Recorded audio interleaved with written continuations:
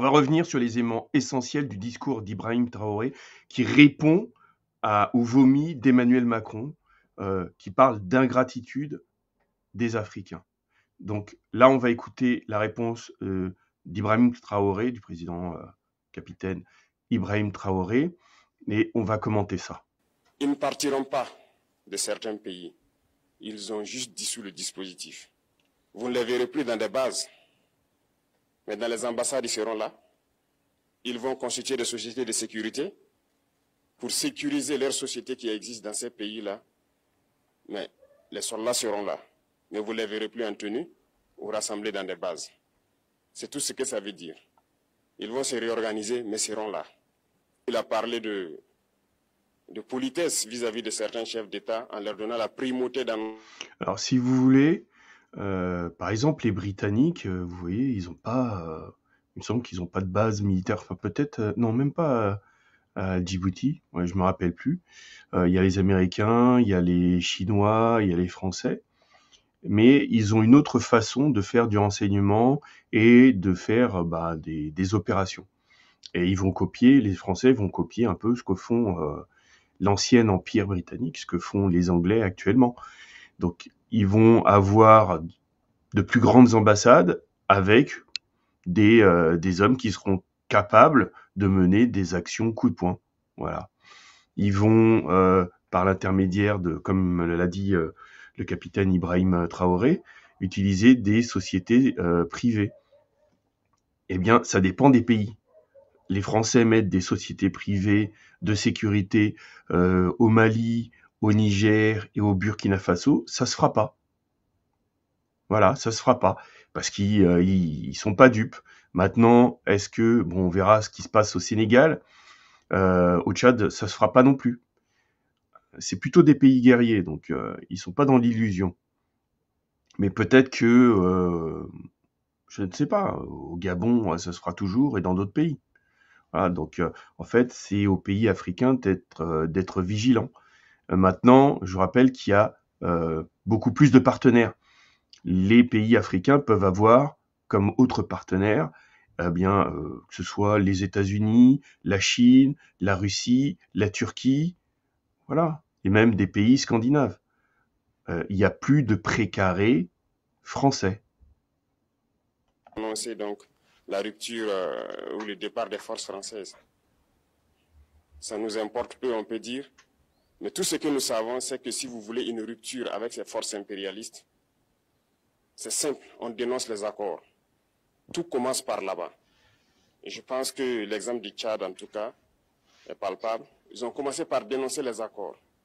Sinon, si on ne dénonce pas les accords, juste dire que les bases quittent, on n'a rien fait. Parce que le problème se trouve dans les accords coloniaux de défense qui ont été signés depuis l'indépendance. Le plus dangereux n'est pas ceux-là que vous voyez dans les bases. Le plus dangereux, ce sont les conseillers militaires.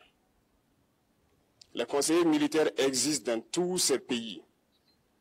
Ils ont existé au Burkina aussi jusqu'en fin 2022, jusqu'à ce que nous prenions nos responsabilités.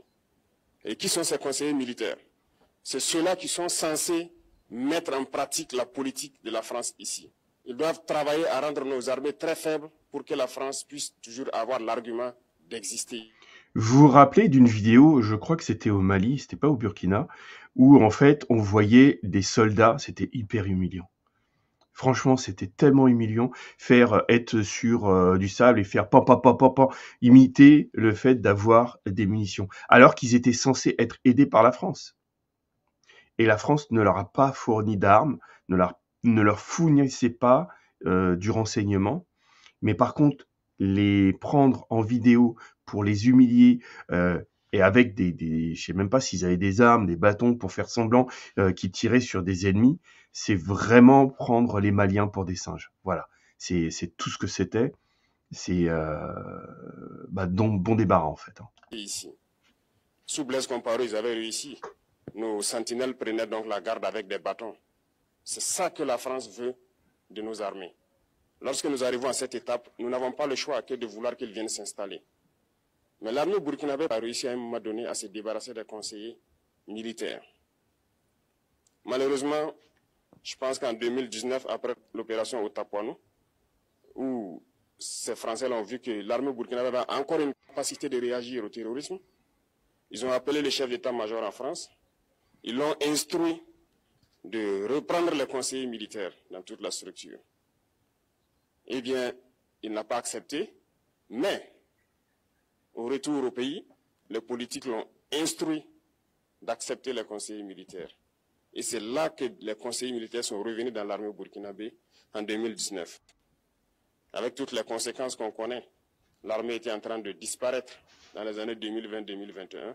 Et d'ailleurs, c'est le moment où beaucoup de militaires ont dû déserter parce qu'il n'y avait plus d'espoir. On était en train de s'effondrer.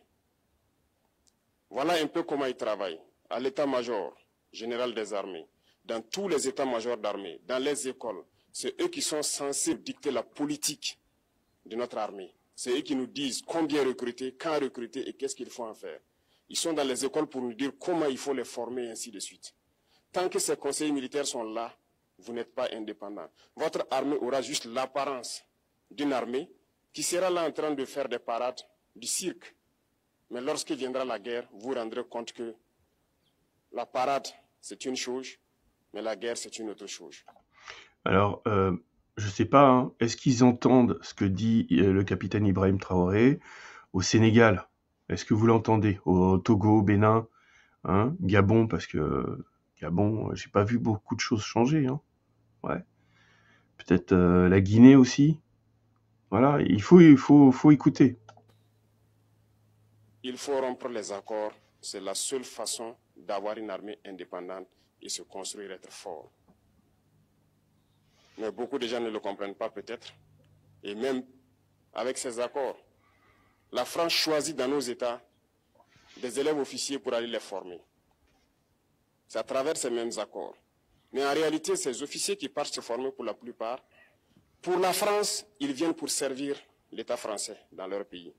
Ils ne viennent pas pour servir nos pays. Ils les forment pour qu'ils viennent servir les intérêts de l'État français.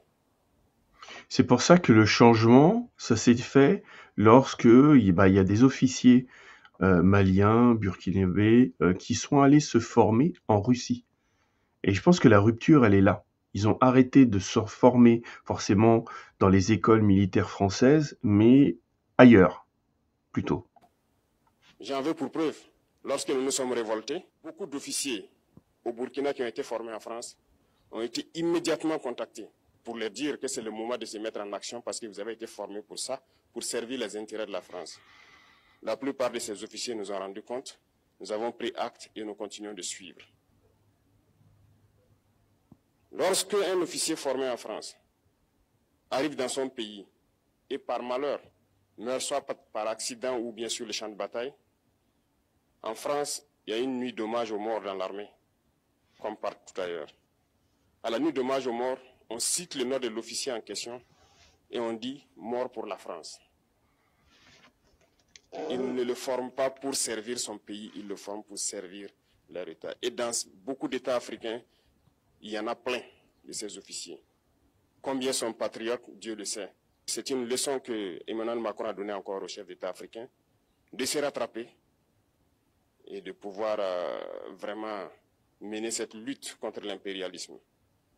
Mais en plus de ça, il a aussi insulté tous les Africains dans ses propos. Il y a une partie qui a retenu mon attention, là où il parlait d'ingratitude. Et que l'ingratitude est une maladie non transmissible aux humains. Lui, il est humain, notre ingratitude n'est pas transmissible à lui.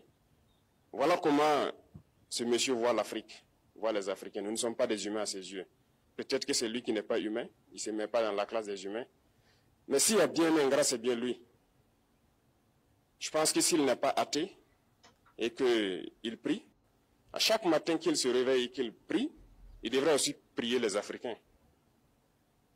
Parce que c'est grâce à nos ancêtres qu'il existe aujourd'hui une France. Il devra nous prier.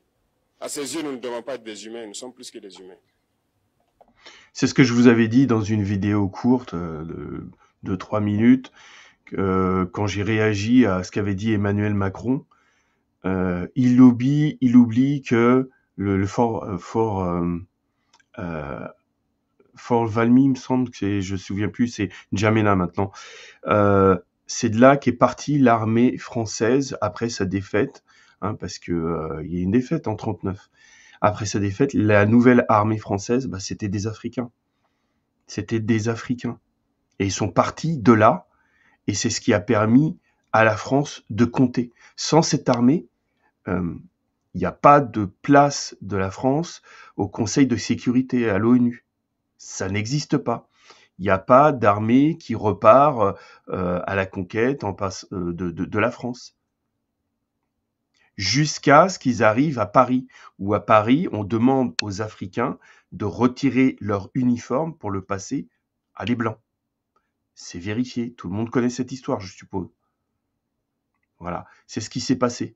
Donc, en termes d'ingratitude, c'est un peu comme à Tiaroy. Hein. Une fois que les tirailleurs ont servi, on les a balancés et puis on les a fusillés. L'ingratitude, elle est là. Ce sont des messages très forts qu'ils passent. Moi, je pleure le peuple français. Mais quand même, il est bien pour l'Afrique. Il est un mal nécessaire pour nous. Ceux qui veulent se réveiller, se réveillent. Ceux qui ne veulent pas se réveiller, comme on le dit, on ne peut pas réveiller quelqu'un qui ne dort pas. Les Africains doivent se réveiller. Nous devons travailler à être indépendants, à faire au moins ce que nos peuples connaissent le bonheur. Et la lutte contre l'impérialisme, c'est ça. Il faut décoloniser les mentalités, prendre en compte toutes ces données-là, parce que le monde nous donne tellement d'exemples à voir. Pour eux, il n'y a pas de morale. Ils peuvent vous désigner aujourd'hui terroriste, mais demain, vous êtes un héros, par leur simple bouche. La Syrie. La Syrie. Vous vous rappelez, il n'y a pas si longtemps, Al-Nusra, c'est une filiale d'Al-Qaïda, eh bien leur chef est à la tête de la Syrie, et ça passe. Les Allemands sont allés le voir, non, il y a plus de problème. Voilà. Ils décident de ce qu'ils font. Ils parlent de démocratie, mais ils se font eux-mêmes des coups d'État constitutionnels entre eux. Donc là, et je pense qu'ils parlent de la Roumanie. Voilà. C'est infâme ce qui s'est passé là-bas. Le candidat qui était de droite s'est fait voler son élection. Voilà. Il passait le premier tour. Non, ça allait pas à l'Union européenne. Donc non, invalidation des élections. Ils parlent des droits de l'homme, mais ils déciment des populations ailleurs. L'Africain doit se réveiller, l'Afrique doit se réveiller. Et le combat contre l'impérialisme est permanent. Et je vous invite à incorporer ce combat, à travailler en sorte que nous soyons réellement indépendants, que nous soyons autosuffisants et que nous puissions nous développer, connaître le bonheur, ce à quoi notre peuple aspire. Merci, je vous souhaite une très bonne journée, une très bonne semaine et